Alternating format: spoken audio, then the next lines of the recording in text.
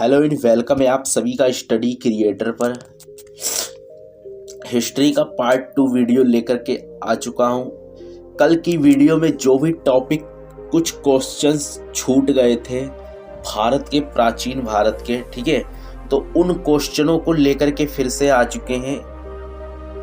भारत का इतिहास का ये पार्ट 2 है। अगर आपने फर्स्ट वीडियो नहीं देखा है तो आपको लिंक मिल जाएगा वीडियो के डिस्क्रिप्शन में, वहां पर जाकर के आप देख सकते हो। प्राचीन भारत पर आधारित इम्पोर्टेंट प्रश्न आज देखने वाले हैं। कल मैंने उन प्रश्नों पर डिटेल से बात की हुई थी और आज हम कुछ प्रश्न नए लेकर के आए हुए हैं और कुछ प्रश्न पुराने हैं जिन पर हम डिटेल से बात करेंगे। जैसे कि कल की वीडियो आई थी पार्ट 1, तो आप उस वीडियो को भी जाकर के देख लेना, ठीक है। तो यहाँ पर प्रश्न आ चुका है पाषाण काल के बारे में। पहले नंबर में देख लेते हैं। देखिए, आपका रिवाइज भी हो जाएगा और कल वाली वीडियो का थोड़ा बहुत इस वीडियो में भी मैच हो जाएगा। तो ये वीडियो देख लो जाकर, नहीं तो वो वीडियो पहले देख लेना, इसके बाद ये देखना, नहीं तो ये वीडियो देख लेना है।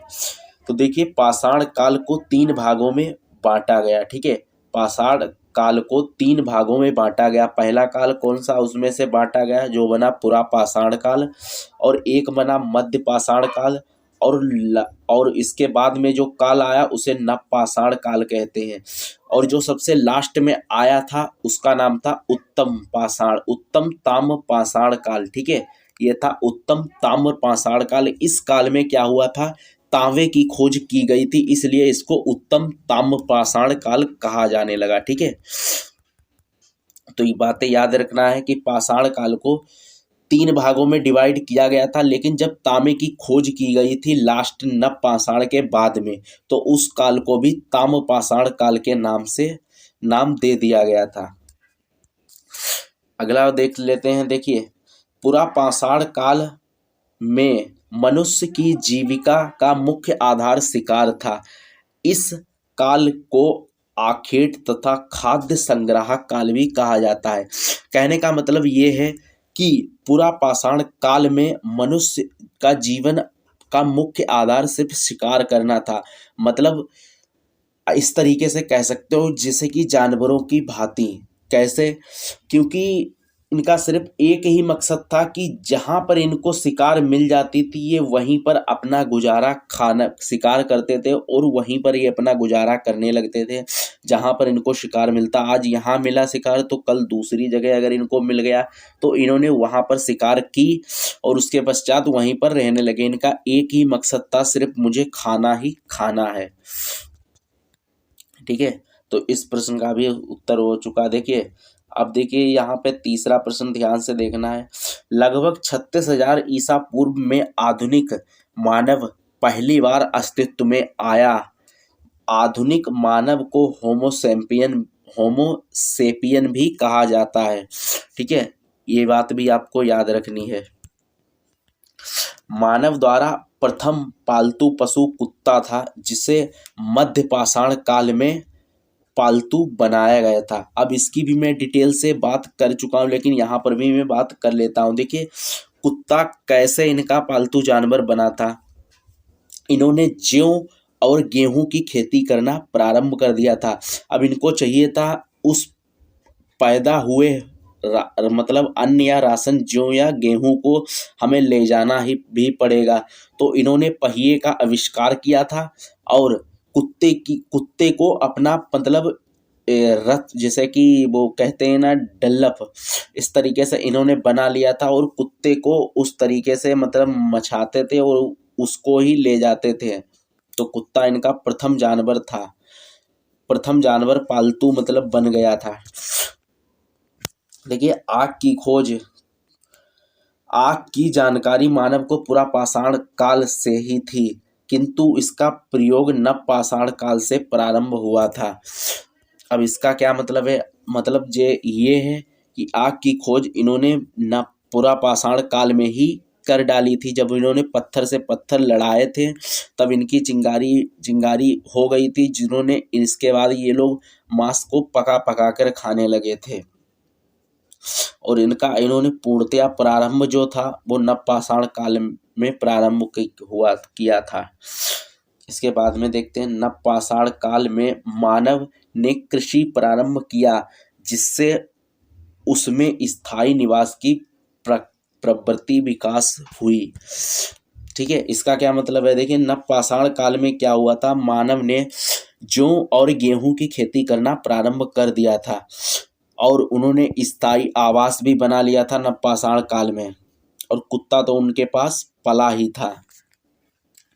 देखिए भारत में पाषाण कालीन सभ्यता का अनुसंधान सर्वप्रथम रॉबर्ट ब्रूस फुट ने 1883 ईस्वी में प्रारंभ किया था। थोड़ी सी तबीयत खराब है इसलिए आवाज़ में प्रॉब्लम हो सकती है, एडजस्ट कर लेना। तो यहाँ पर ये पॉइंट भी आपको याद रखना है। ये हिस्ट्री का बहुत ही इम्पोर्टेंट प्रश्न के टॉपिक हैं, इनमें से कभी कभार कोई प्रश्न पूछ देता है कॉम्पिटिटिव एग्जाम में बना करके। ठीक है, तो एक भी प्रश्न छूटने ना पाए, कहीं से भी कुछ भी आ सकता है, तो ध्यान से आपको देखना है। देखिए भारत में व्यावसायिक कृषि का पहला साक्ष्य मेहरगढ़ से प्राप्त हुआ था। कृषि का पहला साक्ष्य मेहरगढ़ से प्राप्त हुआ था। अब ये मेहरगढ़ क्या, इसका क्या है मतलब, ये भी देख लेते हैं। देखिए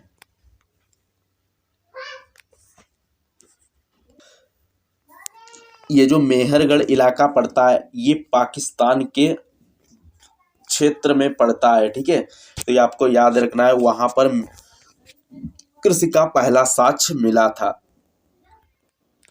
बिहार में चिरांद नामक नवपाषाण काल का स्थित हड्डियों के औजार मिले। तो ये बात आपको याद रखनी है, चिरांद नामक नवपाषाण कालीन स्थल से हड्डियों के औजार मिले। अब यहाँ पर देखिए पाषाण काल के तीनों चरणों का साक्ष्य वेलन घाटी इलाहाबाद से प्राप्त हुआ। वेलन घाटी इलाहाबाद से प्राप्त हुआ। देखिए अगला प्रश्न देखते हैं। यहां पर देखिए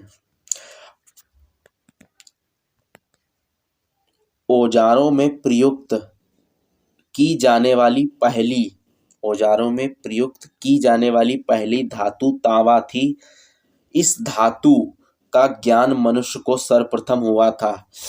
अब ये तांबे की खोज उत्तर ताम्रपाषाण काल इसका नाम दे दिया गया था, जब इन्होंने तांबे की खोज की थी।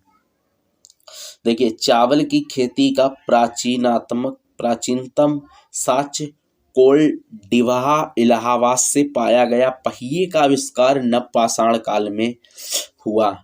ठीक है, साक्ष्य जो था वो कोल्डिवहा इलाहाबाद से पाया गया। पहिए का आविष्कार नवपाषाण काल में हुआ और ये चावल की खेती का प्राचीनतम साक्ष्य है। ठीक है, ये जो इलाहाबाद के कोल्डिवहा में प्राप्त हुआ था। देखिए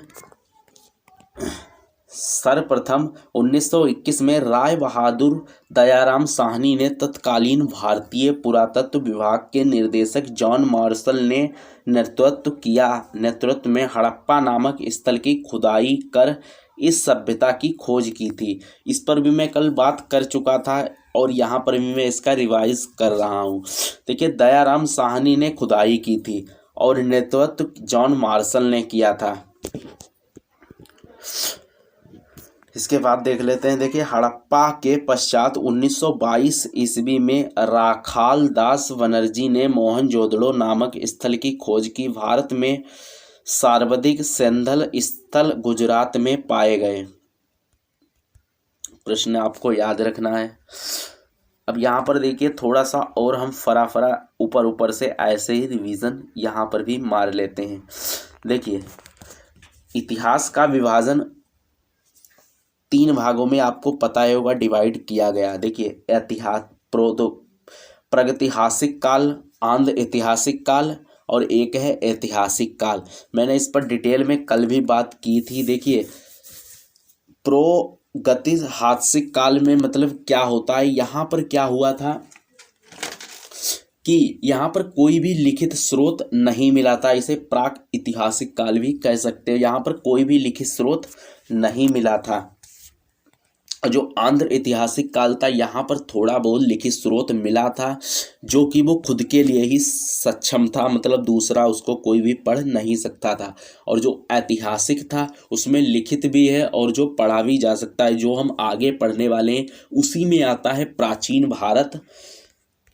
प्राचीन भारत और मध्य भारत और आधुनिक भारत और विश्व का इतिहास, ये सब उसी में आता है। ठीक है, तो वो हम बाद में पढ़ेंगे।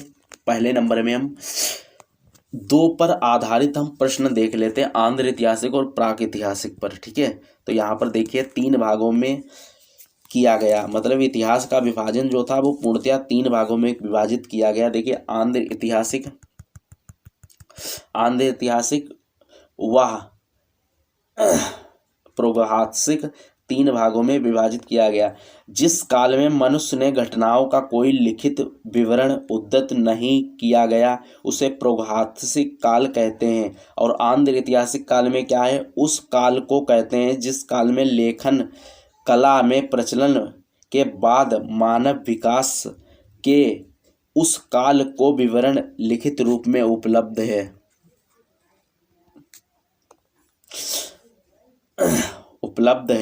ठीक है, मतलब लिखित उपलब्ध है लेकिन वो दूसरे के लिए सक्षम नहीं है। अब यहाँ पर देखिए ज्ञानी मानव होमो सेपियंस का प्रवेश इस धरती पर आज से लगभग 30-40 हजार वर्ष पूर्व हुआ था। होमो सेपियंस यानी ज्ञानी थोड़ा बहुत मानव हो चुका था। यहाँ पर देखिए पूर्व पाषाण युग या पूरा पाषाण काल के मानव की जीविका का मुख्य आधार शिकार था, जो कि अभी हम पढ़ चुके हैं। उसका मकसद सिर्फ खाना पीना ही था। शिकार पूरा पाषाण काल में आदि मानव के मनोरंजन के भी साधन थे। हाँ, और एक पॉइंट और यहाँ पर है, और जैसे कि पूरा पाषाण काल के समय इनका मकसद सिर्फ शिकार करना ही था। इस और आदि मानव किस समय पाए गए, पूरा पाषाण काल में भी। ठीक है, तो ये बात आपको याद रखनी है। देखिए आग का आविष्कार पूरा पाषाण काल एवं पहिए का आविष्कार नव पाषाण काल में हुआ था। अब यहाँ पर देखिए मनुष्य में स्थायी निवास की प्रवृत्ति नव पाषाण काल में हुई तथा उसने सबसे पहले कुत्ता को पालतू बनाया। जल्दी से रिवीजन कर लेते हैं। मनुष्य ने सर्वप्रथम तावा धातु का प्रयोग किया।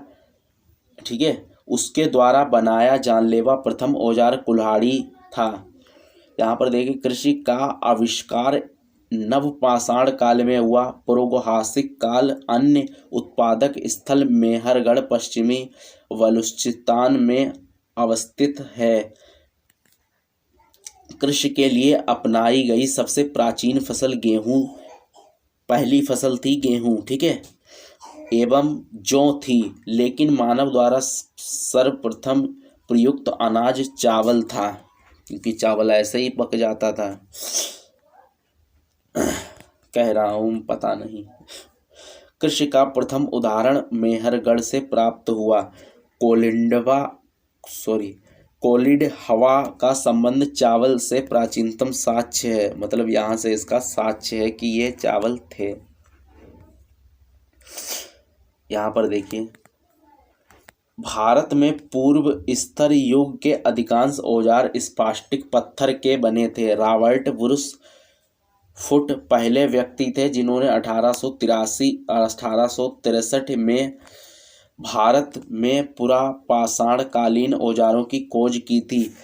पल्लवावरम नामक स्थान पर प्रथम भारतीय पुरा पाषाण कलाकृति की खोज हुई थी।